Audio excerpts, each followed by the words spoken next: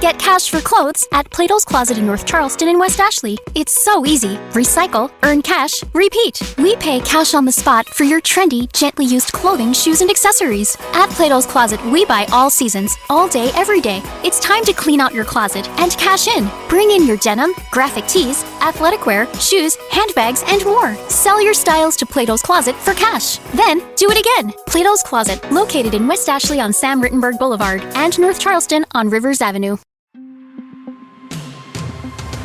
Hey, it's Kim Commando Today, your daily podcast to keep you up to date with all things digital and beyond. And I'd love to have you be a part of our podcast. You can make an appointment to speak with me. Just head over to commando.com, and on the top right, there's a button that says Email Kim. Fill that out, and that's it. I always like to begin with something interesting. And if you got money from Google this past week, Google says you can keep it. Now, apparently there were bounties to be paid to some developers who worked with Google Pay. And something totally glitched out. Google sent money to who knows how many people, anywhere from a few bucks to thousands of dollars.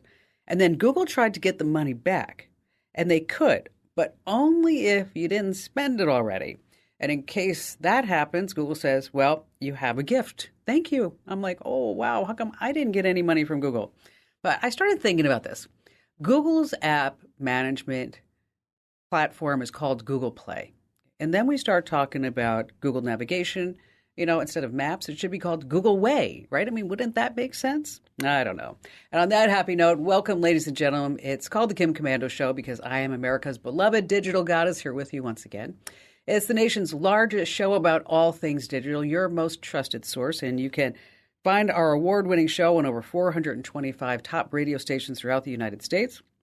And we're streaming in your favorite radio app, and you can get us commercial-free as a podcast, as a webcast, over at getkim.com. And a special shout-out goes to all of our listeners on the American Forces Network Radio, serving more than 375,000 American servicemen and women in the Army, the Navy, the Air Force, the Marine Corps, the Coast Guard, and the Space Force in 175 different countries. And as always, if you're just too shy, you can send me a note on the website with your questions. Just head over to commando.com. And in the upper right-hand corner, there's a link that says Email Kim. All right, every single day I visit at least 30 different websites to make sure that you're up to date on all things digital. And this is part of the show where I like to talk about consumer tech, pass along 5 things that you need to know about it. Well, let's go back to 1984. That was Apple's first WWDC. I always want to say it like it's a wrestling match. That's the Worldwide Developers Conference. And Steve Jobs, that's when he actually introduced the first Mac computer. So the WWDC is all about the software that's going to power the hardware that's going to come out from Apple in the fall. And why the fall? Oh, coinky dinky, just in time for Christmas shopping. Yes. So it's going to be happening on June 5th. And here's what's rumored as to what's going to be dropping. Number one, all the software that's going to power Apple's VR headset. That's right. They've been working on this for so many years. People have been talking about it. Of course, it's going to have a better design than the Oculus or the Meta Quest. The price tag, $3,000. Ooh, that's a lot of money. iOS 17, of course, a tune-up and fixes a whole bunch of problems. Mac OS 14, this is a new operating system to redesign all the system settings on your Mac. And this is going to kill off some older products, like, for example, the iPhone 8, the iPhone 10. Hasta la vista, baby. All right, number 2 on our list, Google promises not to make a mistake on your flight. So, first of all, before we talk about that, Google search results are out this past week as far as where are the big summer vacation destinations. So here's what we're talking about. Number 1 is London, then Cancun, Paris, Orlando, Rome, and New York. Those are expected to be the big summer vacation destinations. So now we all know where not to go, right? But let's talk about Google Flights. Is that when it comes time for your tickets, it's always nerve-wracking because you don't know exactly if you're getting a fair price or a good price. And I've never had the nerve to ask the person next to me, like, so how much was that ticket as compared to my ticket? So Google has come up with a novel idea that they think is going to make everybody go to Google Flights, is that if you book through Google Flights, is that they're going to give you kind of a price guarantee. And if the price goes down before your first flight, you're going to get the money back, the difference in cash, which is actually a pretty good idea.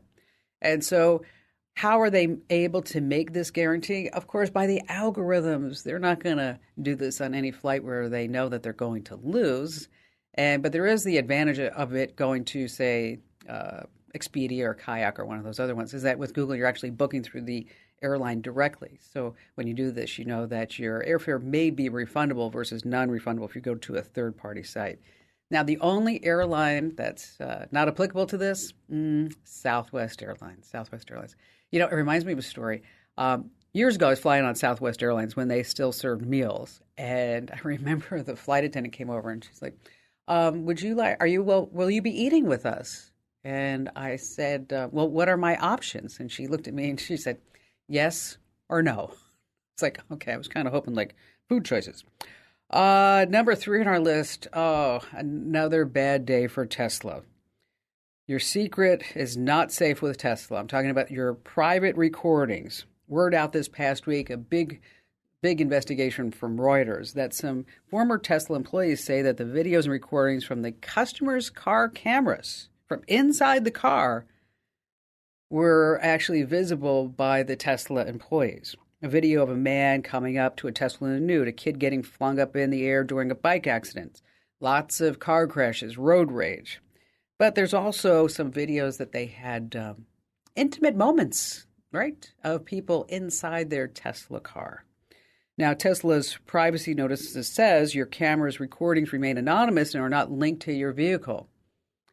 Liar, liar, hair's on fire. Okay, because these former employees say that they could tell the location of the recordings and also where the Tesla owner lived. Not anonymous. So now if you have a Tesla, just know whatever you're doing at a Tesla, maybe the Tesla employees are all taking a sneak peek too.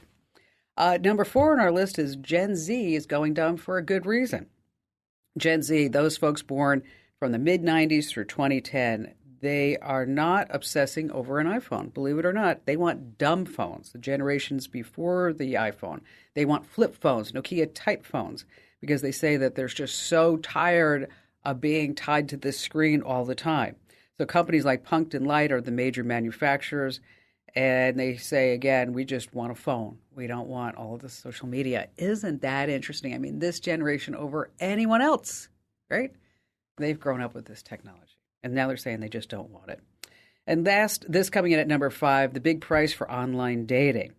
It's called Tinder Vault. It's a $500 monthly subscription available to anyone so desperate that they're willing to pay it. They say for this $500 a month, you get more profile boosts. So you're going to show up in the feed more for people swiping. You get a personal concierge service for around-the-clock pickup lines. You get a premium passport for Tinder's most elite. $500 a month. Crazy. What did the chess player download? Why did the chess player download Tinder in Prague? Anybody? He was looking for a checkmate. Yeah, that cracked me up too. All right, coming up in our money tip, we're going to tell you how you're wasting money and give you some smart fixes to save on that tech. And we have some new browsers for your phone, and we have all of your phone calls, and you have me here on Kim Commando Today.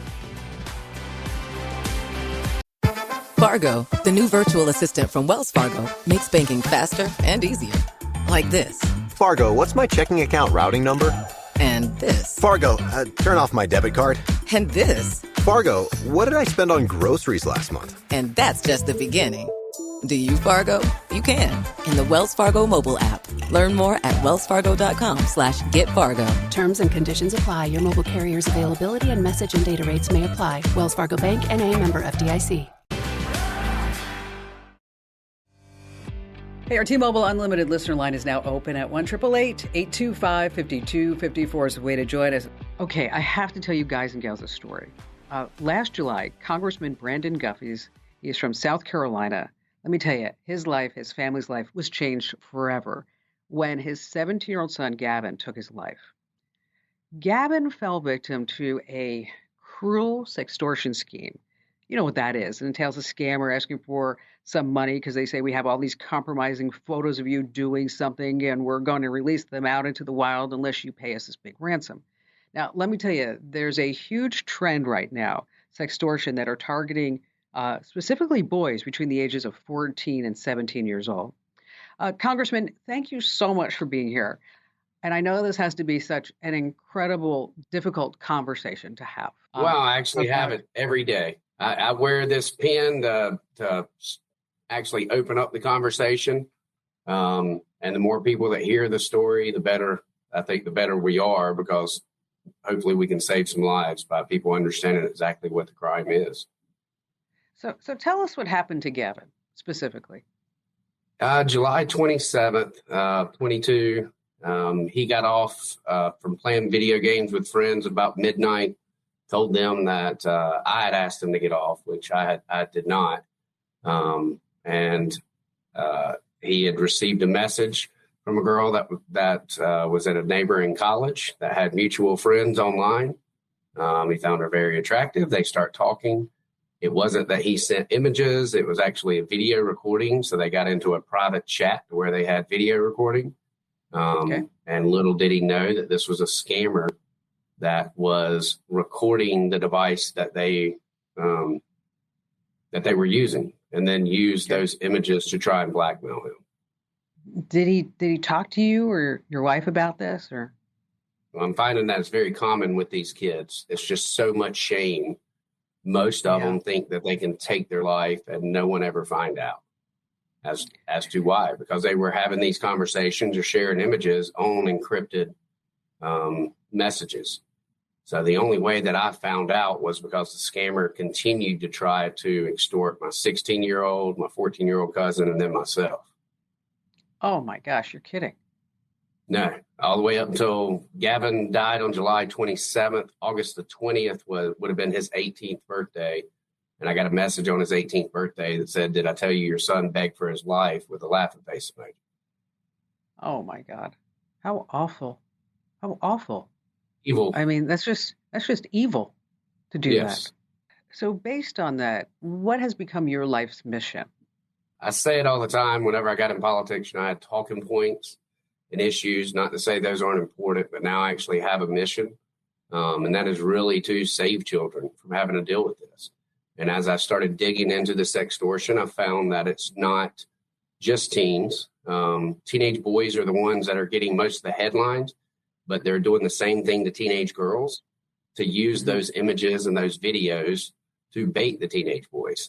They're using dating sites. They are pretending that, they get someone that's in the dating age, and then they claim that you've contacted someone that's underage, and they'll spoof phone calls. And there's entire call centers set up doing this. It's not like it's one individual. I always find it astounding that these scammers are so sophisticated that you can go on the dark web and you can download the tools, almost software as a service, like you would get Google Docs, okay, and you pay them a certain amount. And as you astutely mentioned, I don't think a lot of people realize this, is that they have full call centers. I mean, just regular call centers like we used to see in telemarketing days. I mean, and where they field the phone calls and they make the phone calls. Was law enforcement of any assistance? Yeah, I mean, at the time I was on county council, and I was chair of justice and public safety. So, I have a good relationship with my sheriff. However, it's now progressed to a federal level, and the case is still ongoing. But VPNs make it very difficult. The jurisdictional boundaries, especially whenever you start talking about countries, whether it's countries or states, makes it very difficult. So are you proposing any type of legislation to Yes. combat this problem? So there's 7 states in the U.S. right now that address sextortion.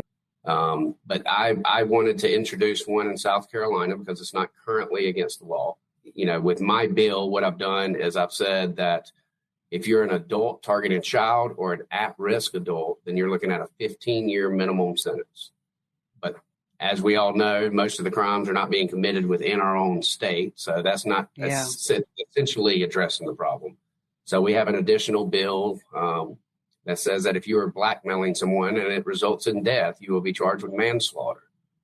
So that steps it up a little bit. And then we also have an additional bill that is just sharing images without consent, especially that would be embarrassing, you don't necessarily have to blackmail someone, but it really attacks the revenge porn. Yeah. I've gotten calls over the years about sextortion and various people getting taken on all these scams, and it's nothing compares to the sextortion of a child. And I'm Yes. really sorry that this happened to your son. If we have anybody who's listening right now as a parent, what advice would you have for them? I think the best advice for parents is to not allow your child to have their device in their bedroom or in a bathroom. That if they're going to have devices and be on social media, make sure that it's in public settings, in the family room or outside, but nothing to where they can be completely in private with their phone. I think that stops a lot of it. I don't believe that we're going to be able to tell kids to stop taking pictures as part of their culture. You grew up on Snapchat, creating streaks. Right. And that's the way that they have a relationship now. But have that conversation with your kid. Tell them not to share images, but also offer them grace and let them know we're not perfect. None of us are perfect. Right. And that if you make the mistake, that's not something that's worth ending your life. We will address that problem if you make the mistake. Well, that's really great wisdom, Brandon. I mean, that is, because we always want to have that open door, that communication with our kids. But it kind of crosses the line when they get to be that 16, 17, teenagers, when, sex is kind of a weird topic at that age. We all know it. And to just kind of put it out there, and I love what you said, we all make mistakes. And if you make a mistake, I'm your mom, I'm your dad, I'm here to help, and I can do that. Right. And we can fix this together. Thank you for spending your time with us. And, if there's anything I can do to help you push this forward, just know that I'm 1,000% with you on this. Thank you so much. A lot of it's just spreading the word so parents and teens can have that conversation. And you're certainly helping me do that. I appreciate that. Thank you, Brandon. Thank you. I'm going to say a prayer for his family. What a tough situation. And if you're so inclined, do it too. Hey, listen, our trivia question of the week is coming up, and this one is a toughie, so be sure you have your thinking cap on. Of course, we have more tips and more of your phone calls that you never, ever want to miss here on Kim Commando Today.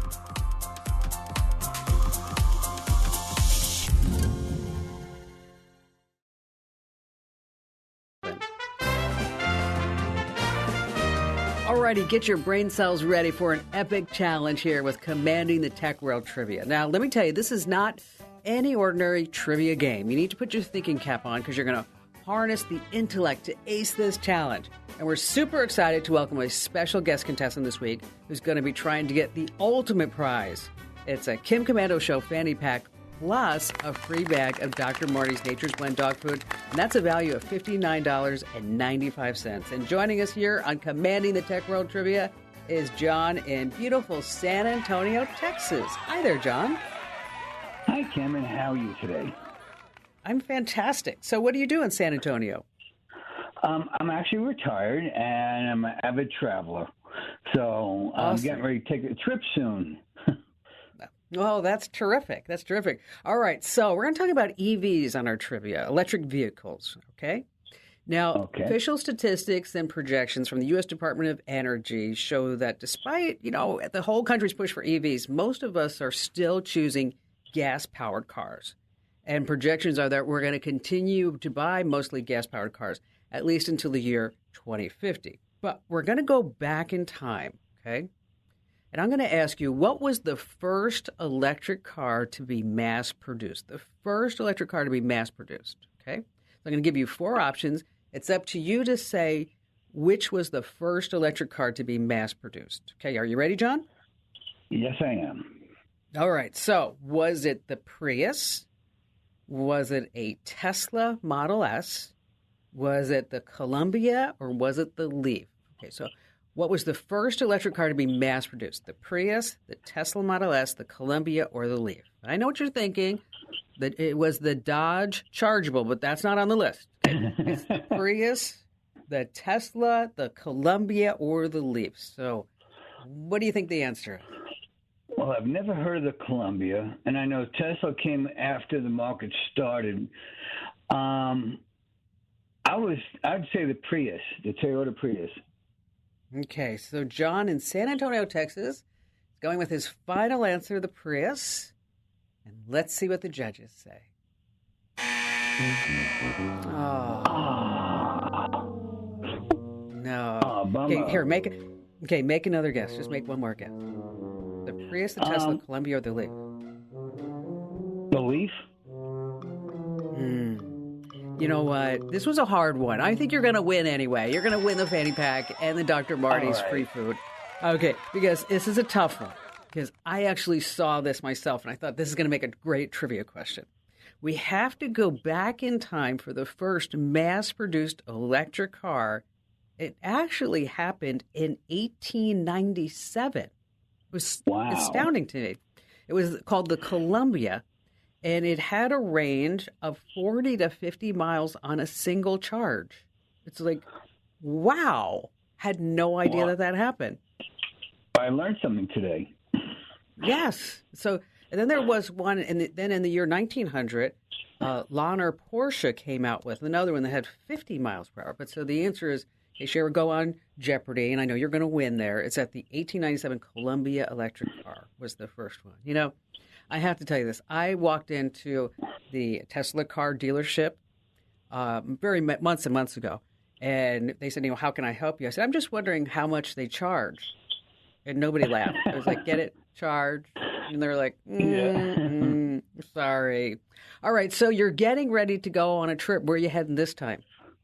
I'm heading to Italy for 2 weeks. Nice. Where are you going? Oh, yeah. All over?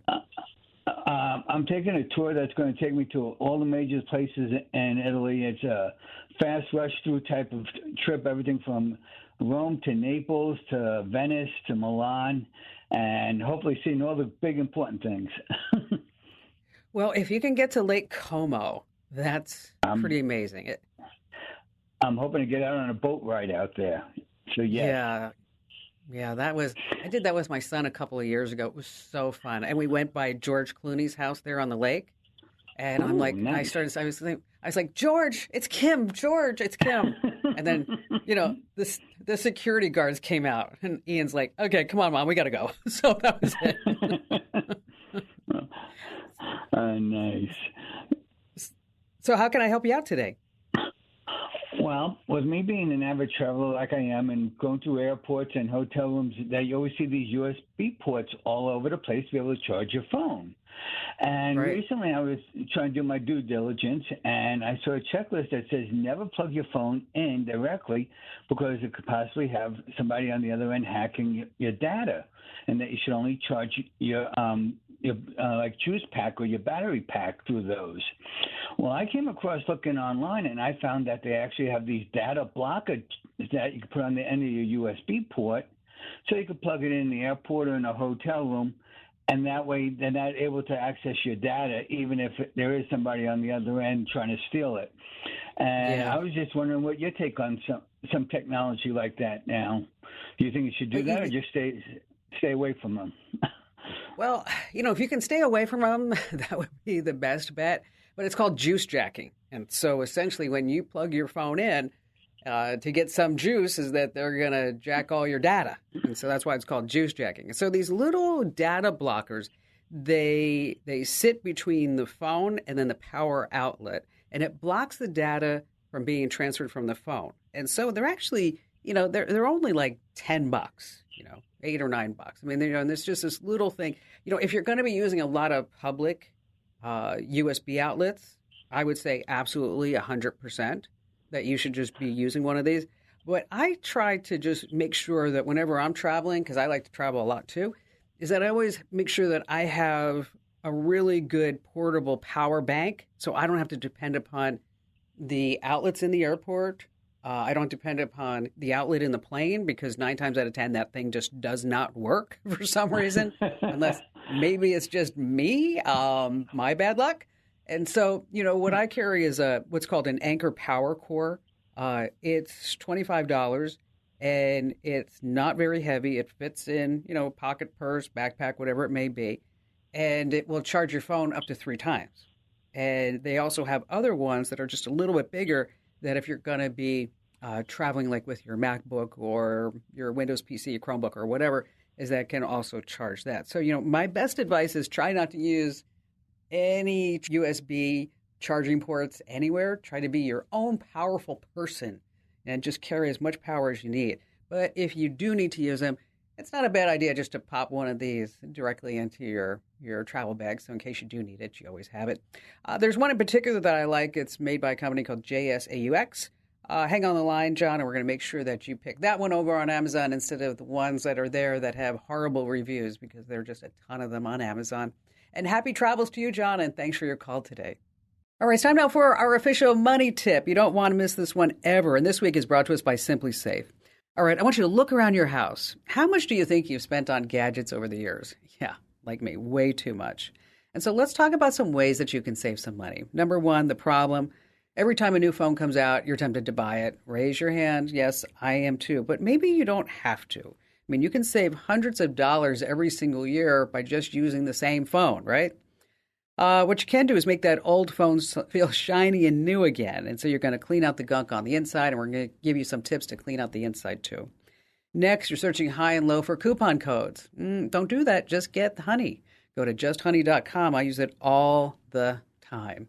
And then also you're trying to score deals the wrong way. And maybe you're looking on Craigslist or in Marketplace. What you want to do is check out Amazon Renewed. It's a great place where you can find used gear. A lot of it comes with a little bit of a warranty and guarantee, and a lot of it also has a 90-day money-back guarantee. So those are some good ways where you can save some big bucks on tech. And if you need more information about that, just hit the website at commando.com, and there's a link under Kim's Show. All right, still to come, what about your phone? What type of browser are you using on your phone? Maybe you could be using a better browser. We have more of your phone calls and that coming up that you don't want to miss.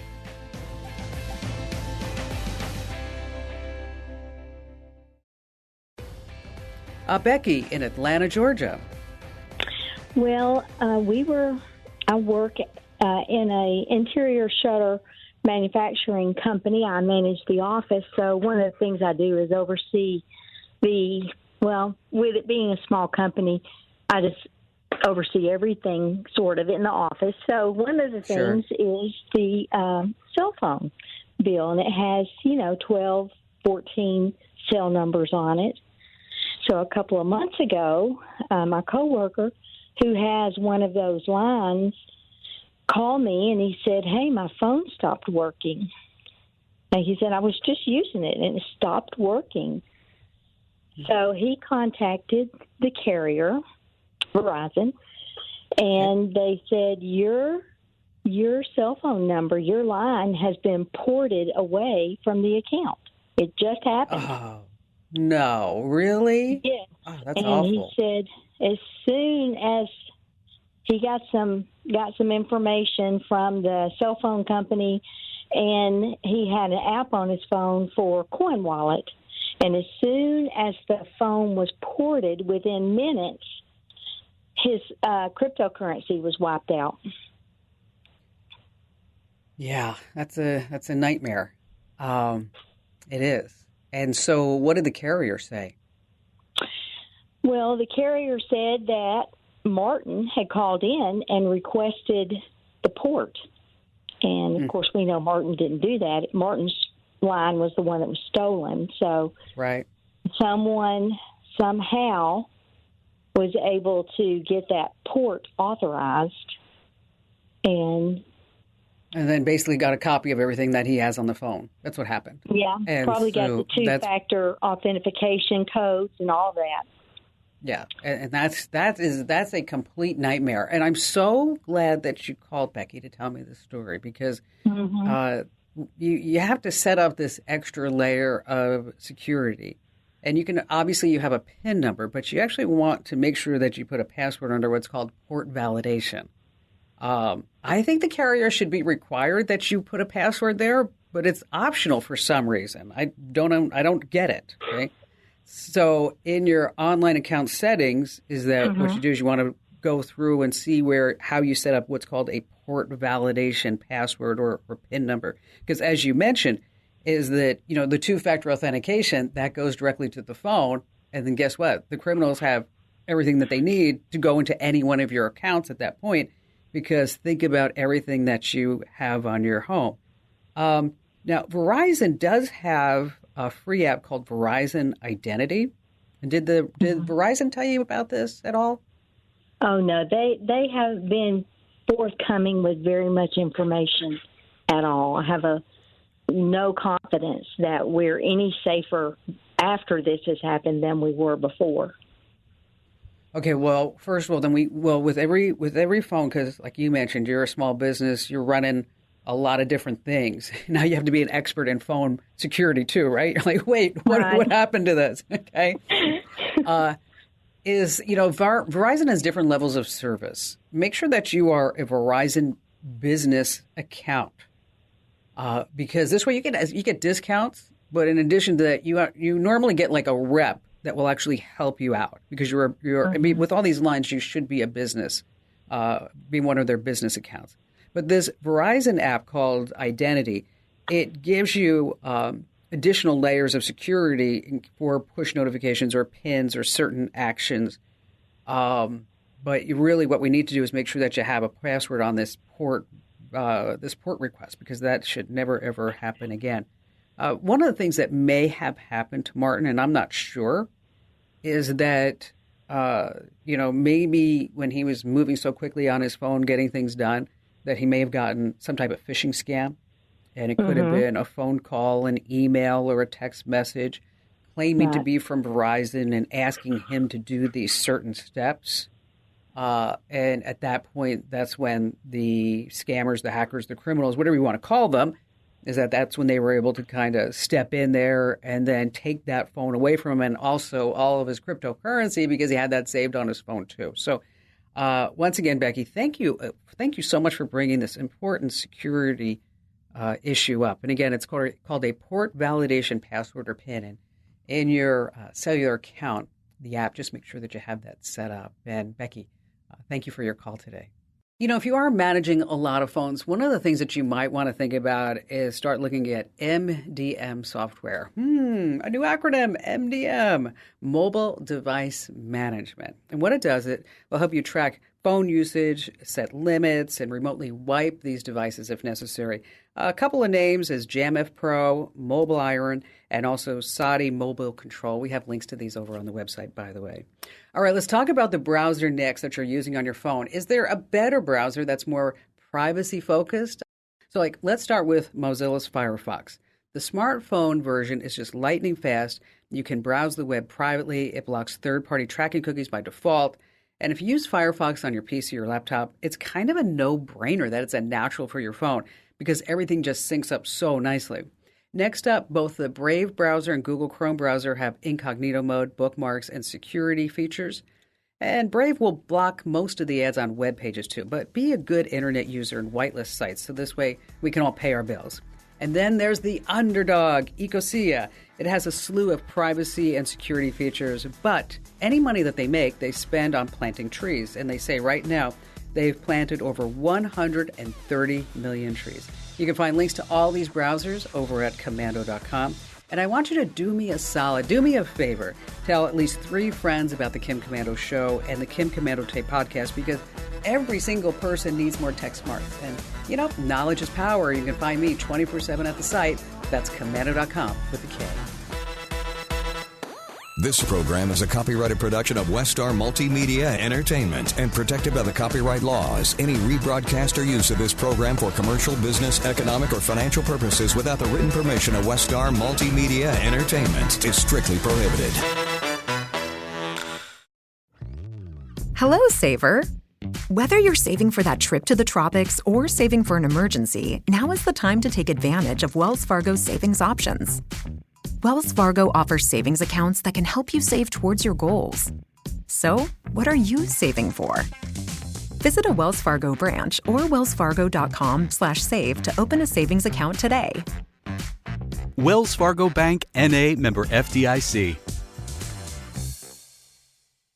Get cash for clothes at Plato's Closet in North Charleston and West Ashley. It's so easy. Recycle, earn cash, repeat. We pay cash on the spot for your trendy, gently used clothing, shoes, and accessories. At Plato's Closet, we buy all seasons, all day, every day. It's time to clean out your closet and cash in. Bring in your denim, graphic tees, athletic wear, shoes, handbags, and more. Sell your styles to Plato's Closet for cash. Then, do it again. Plato's Closet, located in West Ashley on Sam Rittenberg Boulevard and North Charleston on Rivers Avenue.